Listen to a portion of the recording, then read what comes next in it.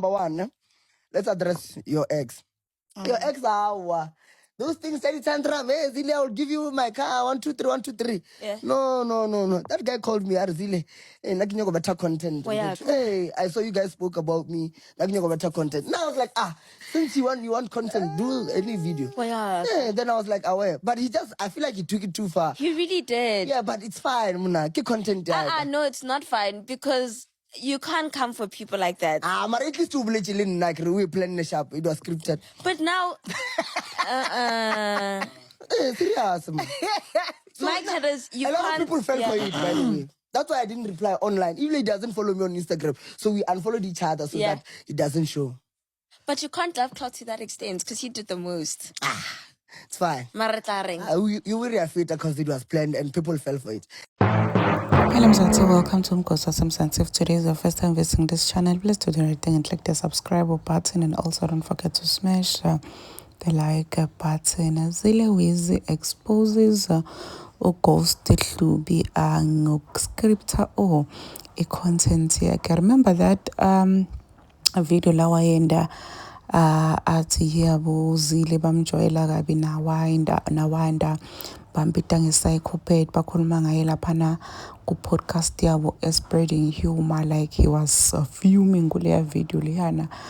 Yo kanti uguy actually called uZile wacela ukuthi ungicela kwendi video phela mina ngifuna i-content. uZile wavuma and then they decided ukuthi ba-unfollowishane laphana ku-Instagram so that kutovele kubonakale ku-legit ngazuthi indovele yabo lingakaplanwa. This guy will do anything for a content, but anyway, so singwasakhe siyamvuma. This guy is doing really great.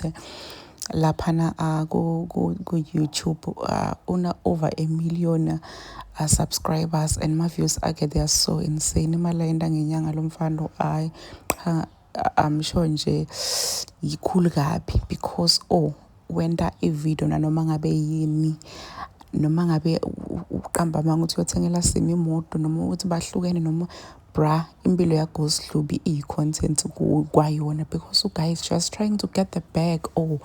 Mina ngiyam-understand that ngiyamvisisa mina like ngiyamvisisa but uZile is saying ukuthi ufila ngazuthi naye he took it too far man ngale video. Hayi yes sikhulumile savumelana ukuthi okay utoshaya le video but now so we are deep vele so bathu personal ayiqha uthi ngifila ngazuthi njena uthathe ngemawara nayo le video yavele nje wayenda yaba worse but anyway it's fine because umfonele bakhuluma washo ukuthi ayena u20 video bavumelana kwabangiloko and the god part ukuthi uyendile imali and utoyenda imali futhi ngale video. This guy wenda i-content kayonke into yonke impilo yakhe it's just a content. It's just a content and ngiyamsebentela shem because he's really making money. I mean we are all here to get the bag, and if ngiyamsebentela then sengibobani thina ukuthi singamjudge. Please do comment what you think below down in the comment section. Don't forget to hit the notification bell so that you can be notified whenever I upload a new video. This is the end of my video. I am signing out, so goodbye.